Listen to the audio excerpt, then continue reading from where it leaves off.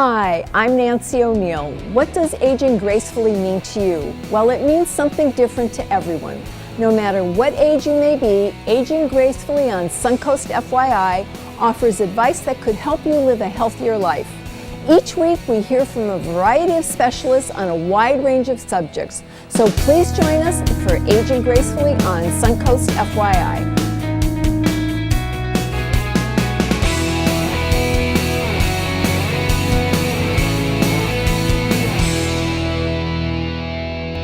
Joining me now is one of Sarasota's top cosmetic surgeons, Dr. Sessa. Over the next several weeks, he will share his insight and expertise on a number of treatments that are available through Sarasota Surgical Arts.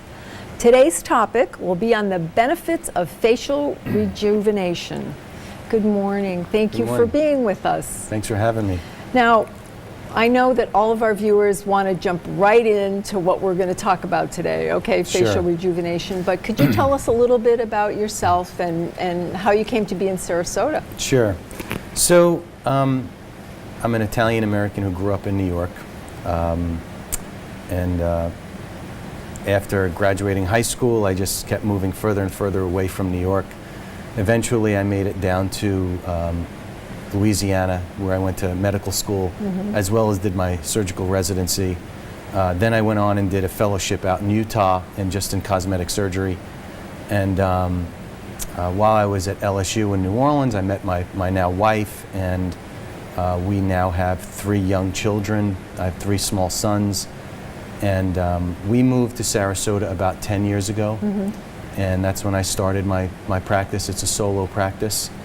And really the way it happened is after September 11th, my family just decided that they did not want anything to do with New York anymore, so they moved to Florida. And I was away in school and residency and so on and so forth, and I decided that this was good a place as any to raise a family. To raise children, absolutely. So we moved here, and we've been very happy here since. Great. Well, we're happy to have you here. Thanks. Now, let's start. When should somebody consider getting a facelift? I know that's a very personal question. Yeah. And what do you say to your clients that come in? So, that's a very personal question, just as you put it. So really, I never mention to people during my consultations, I'll never sit down and say, this is what you need. This is what I suggest for you. It's always, let's look in the mirror together and you tell me what it is that bothers you.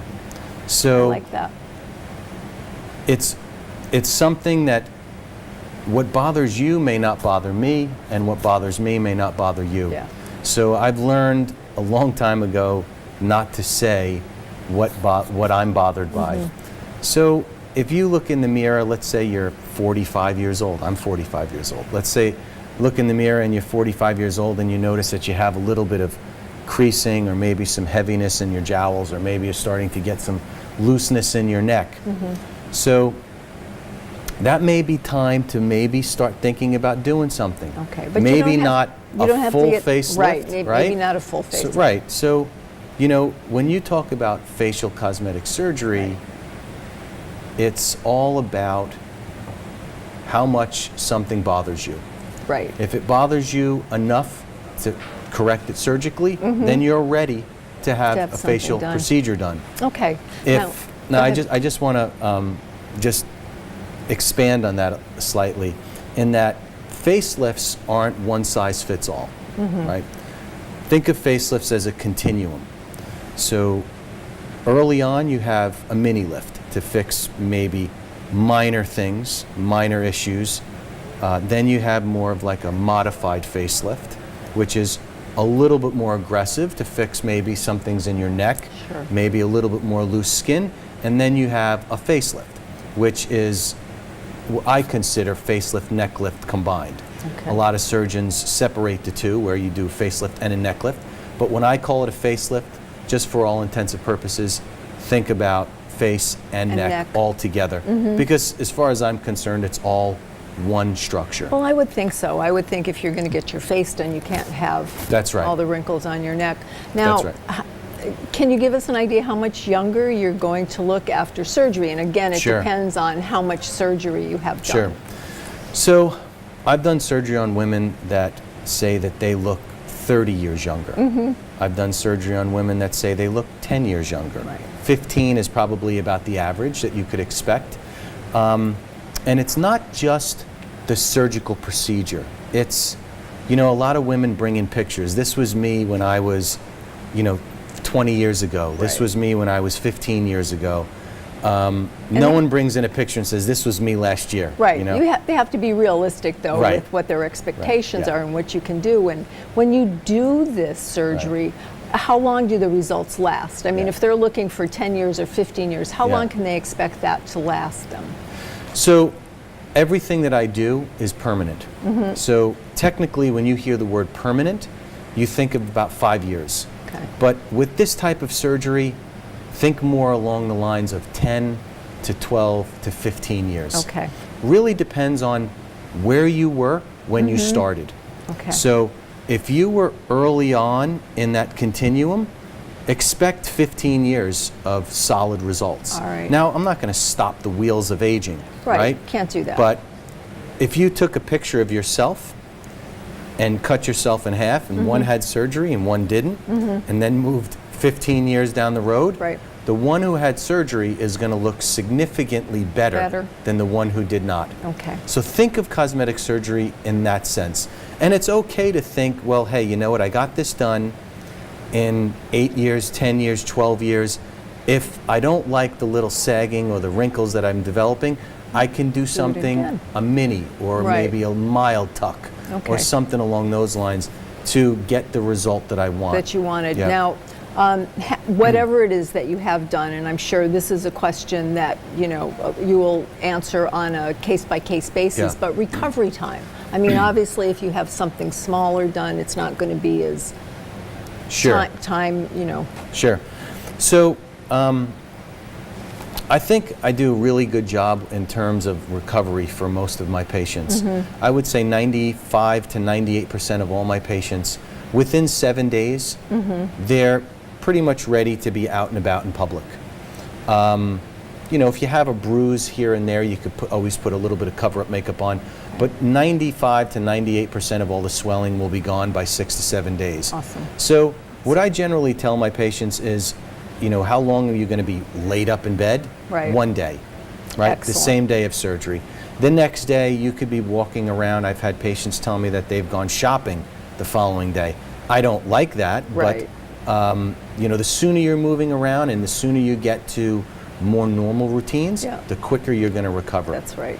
Wonderful. Well, we have so many more questions to get to, but we will have you with us next week and for weeks to come, so we'll talk more about all of the procedures that you Great. do. Okay? Sure. Thank you so much for being here today. Thanks. Thanks. Stay tuned, and Aging Gracefully will be right back.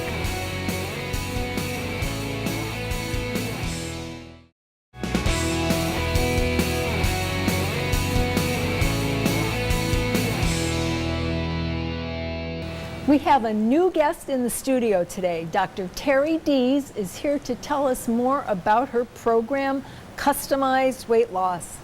Thank you, Doctor, for being here today. Thank you for having me. So tell us a little bit about you and a little bit about your weight loss program, please. Okay, great. Well, my background and clinical expertise is in functional medicine, clinical nutrition, chiropractic and rehabilitation, as well as weight loss. My passion is really weight loss and helping people, get the weight off and keep it off. I know a lot of people out there really struggle, and they'll do a big box program, they'll lose the weight only to gain it back plus more.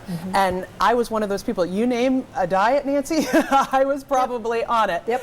Yeah, and so I'm not just the doctor who heads up this program. Like, I've lived it. And I found in my life, sometimes when you're struggling with something, you want someone to help you who's been there. Yes. And after our daughter was born, she had a lot of complications with her birth.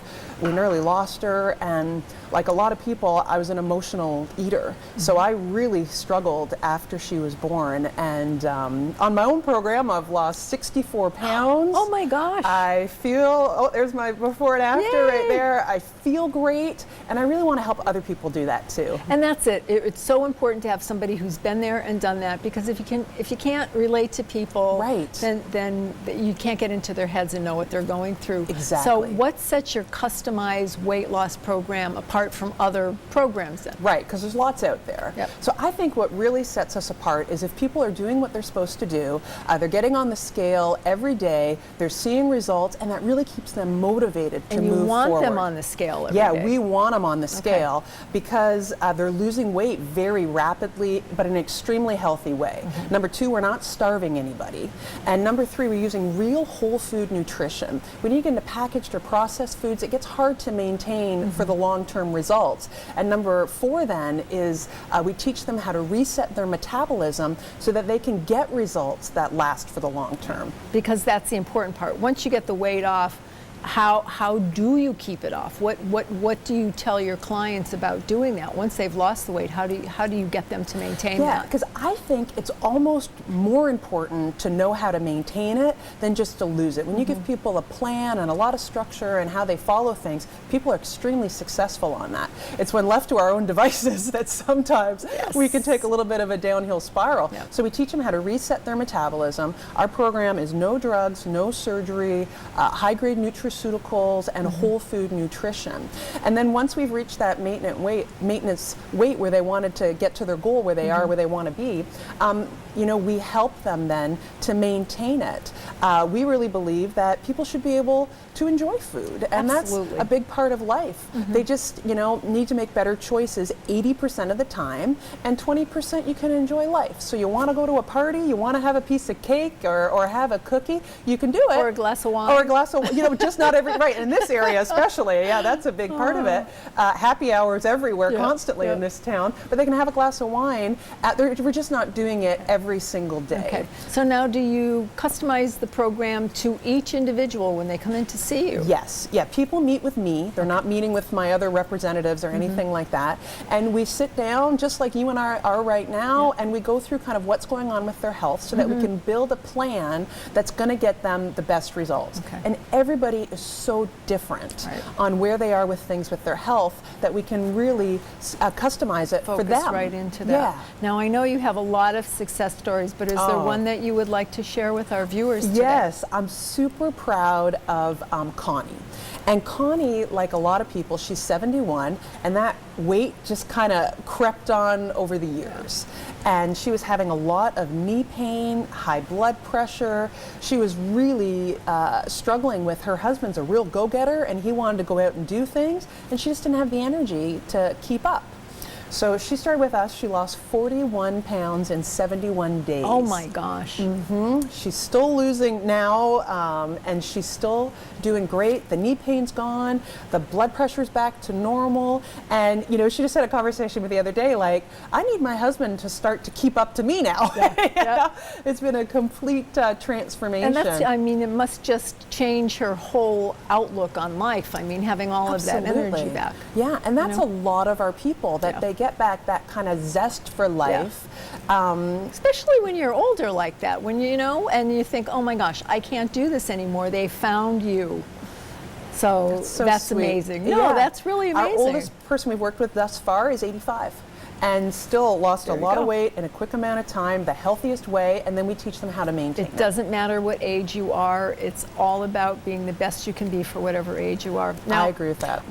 One more thing. I know that you have a special offer for our viewers today. Would you like to tell us about that? I would love to. Since our plan is customized, for the individuals, I want to give the viewers a chance that if you want to come in and sit down and have a conversation and do a consult about weight loss, we'd love to do a free, no obligation consultation. That's wonderful. And we'll sit down and I'll let you know straight up if I can help you or if I can't. Because this isn't right for everybody, so it needs to be a good fit. And if it is, we can sit down and map out a strategy to lose the most weight, the healthiest way, in the shortest amount of time, and then maintain. Okay. Yeah. Well, thank you, and look forward to having you on the program again you. and hear more about your wonderful weight loss Thank you so program. much. Thank you. You can find out more information about customized weight loss on their website, and Aging Gracefully will be right back after the break.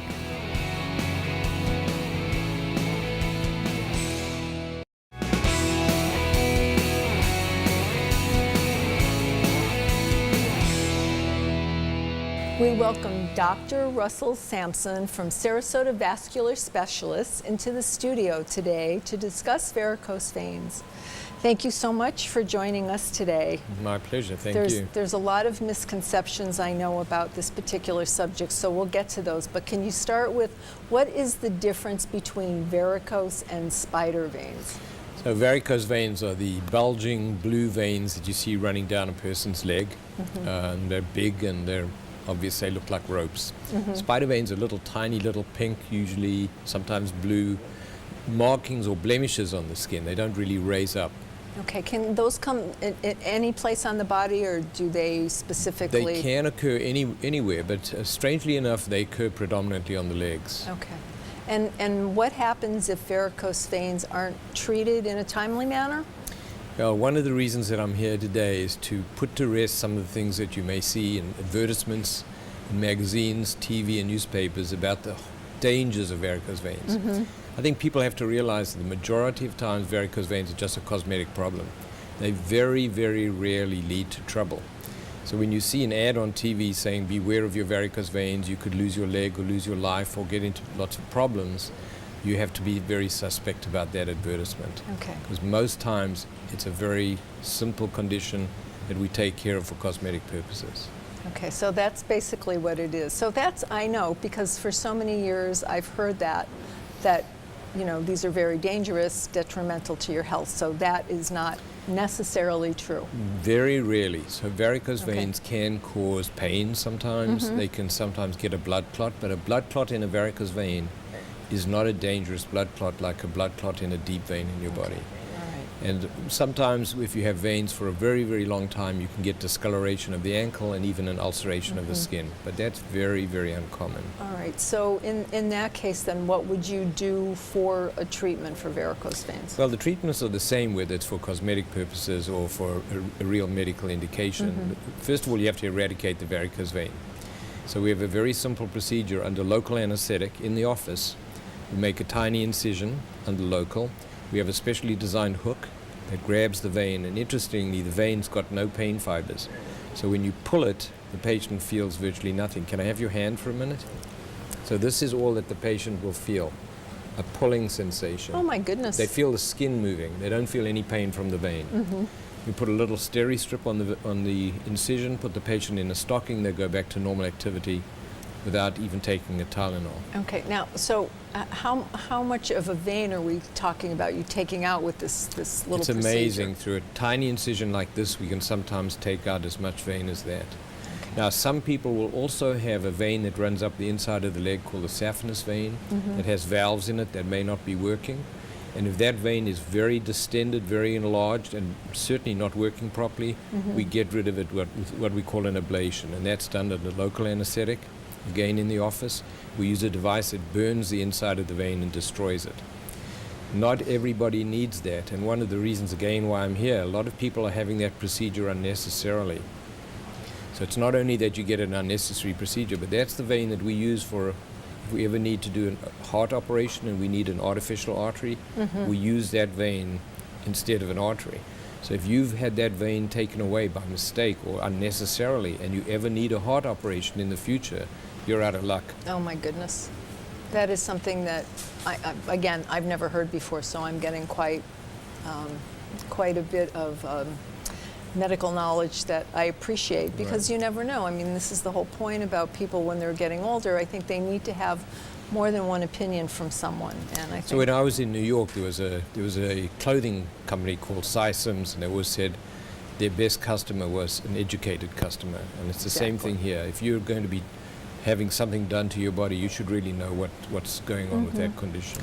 Okay, now we want to get into laser treatments because we hear so much about that now. What kind of laser treatments? So again, everybody thinks a laser is something that's very gentle. In fact, laser works by heat. So the laser that we use is 1,000 degrees centigrade. So if we put that on inside your body and we didn't numb you up, you would go straight through the ceiling. I guess. So oh my gosh. the laser that we use is not some gentle magic wand. It's a specific device. Okay. Now we do use it, and it is important, but it's not for the surface varicose veins. It's for that deep vein that I was telling you about, the saphenous vein. That's how we destroy it with the laser. Okay, that's the ablation that you were talking And that about. has replaced what we used to call a stripping operation. That procedure is virtually gone now. Okay. Well, of course, you've made so many strides in medical Technology. Technology, thank you. Definitely. So all vein doctors are not created equal, and again, how do we know how they've been trained? Well, the only specialty that's really been trained and certified by the American Board of Medical Specialties are vascular surgeons, so people that not only take care of veins but also arteries. There are other doctors that have been to courses that may have learned how to do these type of procedures, but they're not really specialists in the area. So if someone is looking to go to someone who's really knows about veins, ideally it should be a vascular surgeon. Okay, so that's the first thing that they should look for. Any other questions that come to mind that they should ask? Well, I think they should know how many procedures the person's done, and if they aren't a vascular surgeon, where were they trained? Where did they learn the procedure? And what is their idea about treatment? Do they treat everybody whether they need it or not? Or what type of testing do they do? Do they have a certified lab to do the testing? These are the things I think a patient should ask. Okay, great. Well, thank you so much. I've learned a lot, and I'm sure our viewers have as well. Hope so. And we look forward to having you back very soon. Good, thank you. Thank you, Doctor. Thank you. Thank you for joining us this week. All our episodes are available online at www.snntv.com under programming. Tune in next week to Aging Gracefully on Suncoast FYI.